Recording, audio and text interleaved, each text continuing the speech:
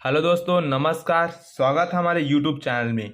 तो दोस्तों, मैंने अपने प्रीवियस वीडियो में आप सभी को बताया था कि Chhattisgarh TET previous year question और आंसर मैं आपको कराऊंगा, स्पेशली मैथमेटिक्स के ऊपर।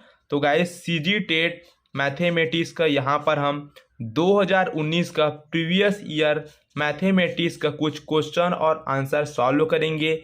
डेली दोस्तों वीडियो लेक्चर हमारे अपलोड होंगे। तो ये हमारा मैथ्स का फर्स्ट वीडियो लेक्चर है सीजी टेट 2019 क्वेश्चन पेपर के ऊपर। तो सबसे पहला सवाल था हमारा मैथ्स में सीजी टेट में, किसी त्रिभुज का क्षेत्रफल 216 वर्ग सेंटीमीटर है और उसकी भुजाओं का अनुपात 3:4:5 है, तो उस त्रिभुज का परिमाप कितना होगा। ऑप्शन ए में 6 सेंटीमीटर, ऑप्शन बी में 30 सेंटीमीटर, ऑप्शन सी में 36 सेंटीमीटर और ऑप्शन डी में 72 सेंटीमीटर दिया गया है। दोस्तों, इस सवाल को कैसे करना, चलिए आपको मैं बताता हूं। देखो, आपको कुछ भी नहीं करना है गाइस। 3:4:5 यहाँ पर दिया गया। सिंपली इसमें 3x 4x और 5x भुजाओं का जो अनुपात दिया है इसमें x लगाना है। 3x 4x 5x। उसके बाद दोस्तों क्वेश्चन में हमको दिया त्रिभुज का क्षेत्रफल 216 वर्ग सेंटीमीटर। तो त्रिभुज का क्षेत्रफल क्या होता है, 1/2 गुणित, ठीक है, क्षेत्रफल बराबर 1 गुणित आधार गुना ऊंचाई। ये त्रिभुज का हमारा क्षेत्रफल होता है। आपको कुछ भी नहीं करना। यहाँ पे क्षेत्रफल हमको कितना दिया है, 216। तो इस क्षेत्रफल के जगह यहाँ पे आपको इसकी वैल्यू 216 को रख देना है। उसके बाद 1/2 गुना। उसके बाद दोस्तों यहाँ पे आधार किसको मान के चलना है, देखना जो सबसे छोटा है, सबसे छोटा जो होगा 3x, इसको आधार मान के चलना। और ऊंचाई किसको मान के चलना, 3x के बाद दोस्तों जो बड़ा होगा कौन है, 4x, तो इसको आपको ऊंचाई मान के चलना है 4x को। 5x का इसमें कोई भी काम नहीं है, उसको वैसे ही रख देना है।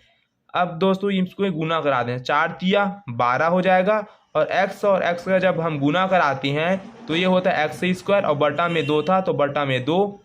इधर 216 लिख दो और आगे हल करो, इसको काट दो, 2 एकम 2 और 2 छक्का 12 कर दो। 216 बराबर 6 और x²। 6 देखो यहाँ पे गुना में था तो 6 यहाँ पे भाग में आएगा, तो 216/6 बराबर x²। अब 6 को 216 से भाग करो, देखो 6 एकम 6 3 12, 6 3 18, 3 बचा तो 36 हो गया, 6 छक्के 36, तो 36 बराबर x² आया। अब इसी को दोस्तों हम ऐसा भी लिख सकते हैं, x² बराबर 36। और स्क्वायर जब इधर जाएगा तो अंडर रूट में हो जाता है। और 36 को हम 6×6 लिख सकते हैं और 2 जोड़ी बनता है तो 1 6 बाहर आता है, तो x का मान हमारा 6 आया।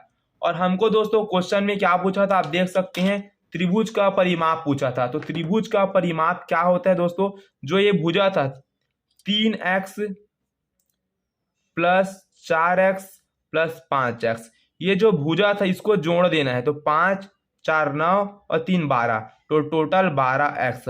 और x का मान यहाँ पे देख सकते हैं आप, x का मान हम निकाले 6, तो इस x की जगह आपको रखना है 6, तो 12 और इस x की जगह 6, इन दोनों का गुना करेंगे तो 12 6 के 72, 12 6 के 72 आया। तो ऑप्शन नंबर डी हमारा राइट आंसर होगा।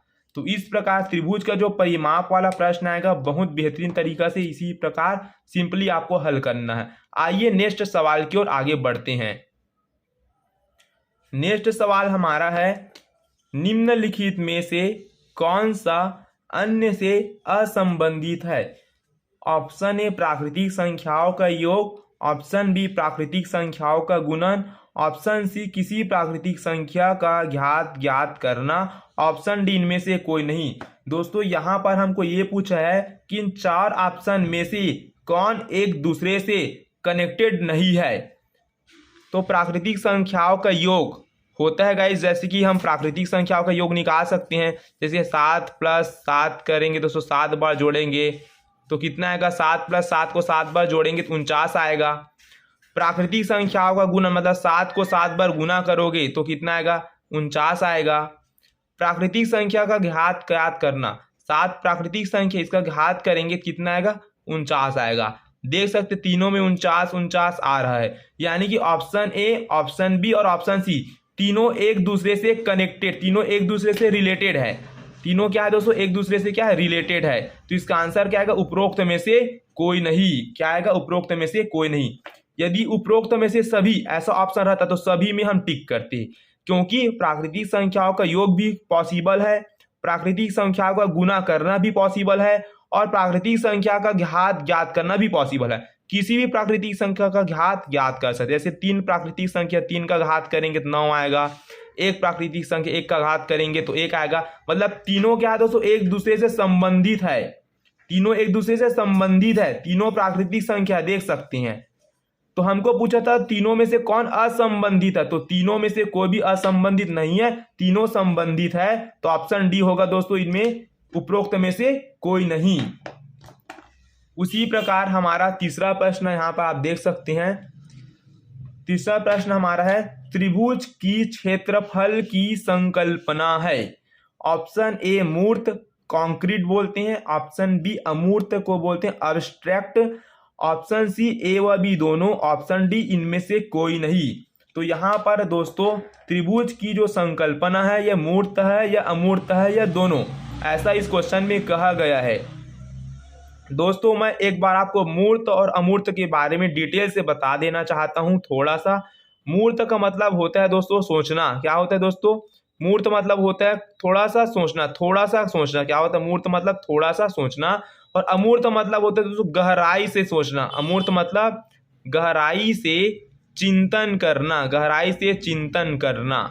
मूर्त कंक्रीट का मतलब होता है दोस्तों, इसका मतलब भी चिंतन करना होता है, लेकिन मूर्त हम इतना गहराई से चिंतन नहीं करते। और अमूर्त अब्स्ट्रैक्ट में दोस्तों गहराई से चिंतन करना पड़ता है। जैसे मैथमेटिक्स होते हैं दोस्तों, इसमें हम कोई भी फॉर्मूला बनाते हैं, चाहे त्रिभुज की क्षेत्रफल हो, चाहे कुछ ट्रिग्नोमेट्री हो, चाहे क्षेत्रमिति हो, तो मैथ्स में कोई भी फॉर्मूला हम बनाते हैं तो बहुत गहराई से हम चिंतन करते हैं। तो त्रिभुज के क्षेत्रफल की संकल्पना बोला गया, संकल्पना। त्रिभुज का क्षेत्रफल का जब फॉर्मूला डिराइव हुआ होगा तो बहुत सारे साइंटिस्ट ने, मैथमेटिशियन ने सोचा होगा। तो शुरू में दोस्तों त्रिभुज के बारे में ख्याल आया होगा, ऐसा ऐसा क्षेत्रफल होता है, तो थोड़ा सा सोचे होंगे वो लोग। उसके बाद अमूर्त, उसके बाद क्षेत्रफल की संकल्पना में उन लोग मैथमेटिशियन लोग गहराई से सोचे होंगे। ठीक है, तो इसका राइट आंसर होगा दोस्तों ए व बी दोनों। क्योंकि दोस्तों जब कोई भी संकल्पना आती है तो उसमें थोड़ा विचार विमर्श करते हैं, थोड़ा सा, यानी कि थोड़ा सा सोचना मूर्त, और गहराई से उसके बाद धीरे धीरे उसमें रुचि बढ़ती जाती है। किसी भी मैथमेटिशियन को इसको जोड़ रहे हैं, घटा रहे हैं, ये आ रहा है, आगे ऐसी आने वाला है, तो गहराई से सोचने लग जाता है, उसको बोलते हैं अमूर्त। तो सही आंसर क्या होगा दोस्तों, मूर्त व अमूर्त दोनों, ऑप्शन सी हो जाएगा। और आइए दोस्तों नेक्स्ट प्रश्न की ओर बढ़ते हैं। क्वेश्चन नंबर 4 है हमारा। इसमें पूछा गया है कौन सी संकल्पनाएं अधिक अमूर्त है, which concept are more abstract. 4 option है, ज्यामितीय, बीजगणितीय, संख्यात्मक, सभी समान रूप से अमूर्त है। अब यहाँ पर सेम दोस्तों दूसरे सवाल टाइप का है। इसमें पूछा है कि कौन इन चारों में से, इन तीनों में से कौन सी ऐसी संकल्पना है जो ज्यादा अमूर्त है, अधिक अमूर्त। अधिक अमूर्त मतलब दोस्तों किसी भी के बारे में बहुत गहराई से सोचना, इसको बोलते हैं अमूर्त। और अधिक अमूर्त मतलब एकदम ज्यादा गहराई से चिंतन कर का कोई फॉर्मूला बनाना। जैसे दोस्तों ज्यामिति की बात की तो ज्यामिति में हम कुछ भी शेप की बात करते हैं, वर्ग की, कोई भी आयत का बात करते हैं, कोई भी गोला का बात करते हैं, कोई भी वृत्त की बात करते हैं। तो ज्यामिति में हमको उतना ज्यादा सोचना नहीं पड़ता। तो ये ज्यामिति जो होगा ये हमारा कॉन्क्रीट होगा, ज्यामिति जो होगा हमारा क्या होगा, मूर्त होगा, मूर्त। क्योंकि इसमें दोस्तों हम इसका शेप कैसा है, इसका लंबाई चौड़ा, इसी के बारे में बात करते, उतना ज्यादा इसमें चिंतन करने की जरूरत नहीं पड़ती। और बात करते तीसरे ऑप्शन की, संख्यात्मक मान। तो दोस्तों हम बोलते हैं ना कि एक संख्या जो है दूसरी संख्या का 2 गुना है, तो बताओ पहला संख्या क्या होगा। पिता की उम्र जो है 10 साल है, माता की उम्र इतना है, बेटा का निकालो। ऐसा जो प्रश्न करते हैं दोस्तों तो ये संख्यात्मक मान कहलाता है। तो ये इस प्रकार के जो प्रश्न करते हैं तुरंत के तुरंत दोस्तों बना के हम वैल्यू तक पहुंच सकते हैं, तो इसको भी हम मूर्त बोलेंगे। और जो हमारा बीजगणिती होता है दोस्तों, बीजगणिती एलजेब्री, तो बीजगणित जानते हैं दोस्तों एक्स वाई का खेल होता है। इसमें x plus y, x square y square, मतलब बीजगणित दोस्तों अपने आप में बहुत बड़ा फसौला है, बहुत बड़ा दोस्तों। तो बीजगणित में मैथमेटिशियन को बहुत ज़्यादा चिंतन करने की आवश्यकता होती है। और बीजगणित में दोस्तों अलग अलग फॉर्मूला डेराइव करने के लिए बहुत गहराई से मैथमेटिशियन लोग चिंतन करते हैं।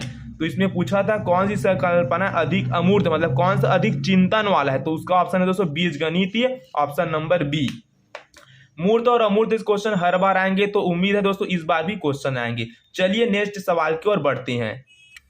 देखो दोस्तों, ये जो हमारा नेक्स्ट सवाल है पांचवा, ये थोड़ा सा आपको हार्ड लग सकता है, लेकिन बहुत इजी वे में आपको बताऊंगा। देखो थोड़ा सा बस लंबा गया है, लेकिन आंसर एकदम सही एक्यूरेट आया है।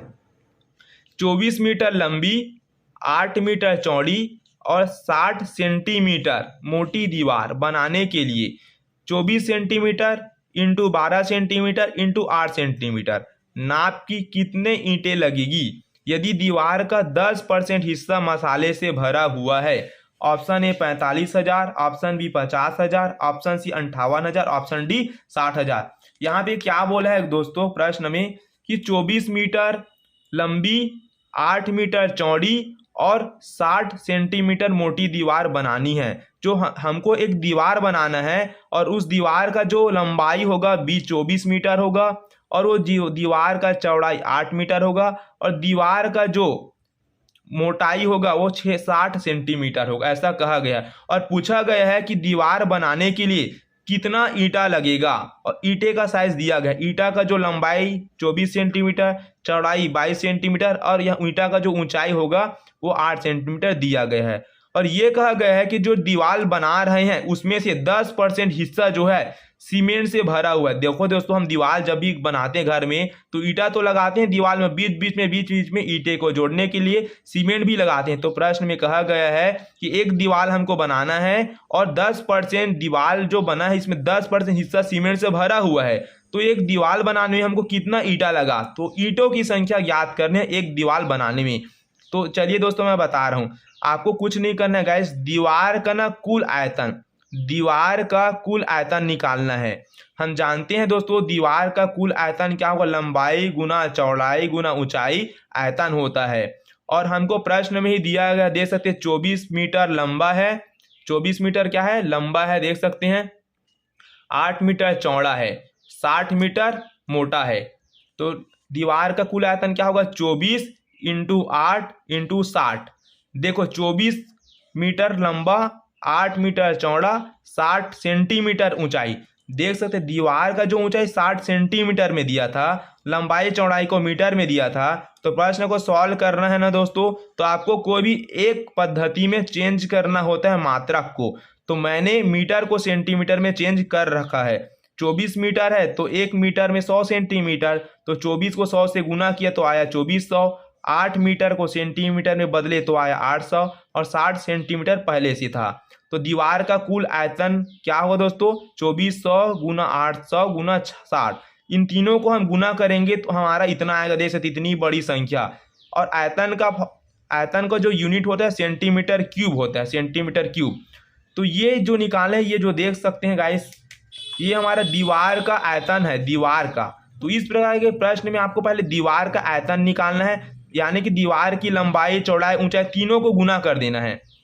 लेकिन प्रश्न में कहा गया है कि 10% जो हिस्सा है दीवार का वो मसाले से भरा है, तब दीवार का आयतन, दीवार में दोस्तों 10% हिस्सा मसाला सा भरा है, तब दीवार का आयतन क्या होगा। ये जो दीवार का आयतन निकाले हैं ये मान के चले हैं कि दीवार का जो आयतन है उसमें मसाला एक भी नहीं है, लेकिन 10% हिस्से में मसाला है। तो अब क्या करेंगे, इसका 10% हिस्से में मसाला भरा हुआ है तो कितना परसेंट खाली है बिना मसाले वाला, 90%। तो जो हम आयतन निकालें इसका 90% करेंगे, यानी कि 90% को बोलते हैं 90/100।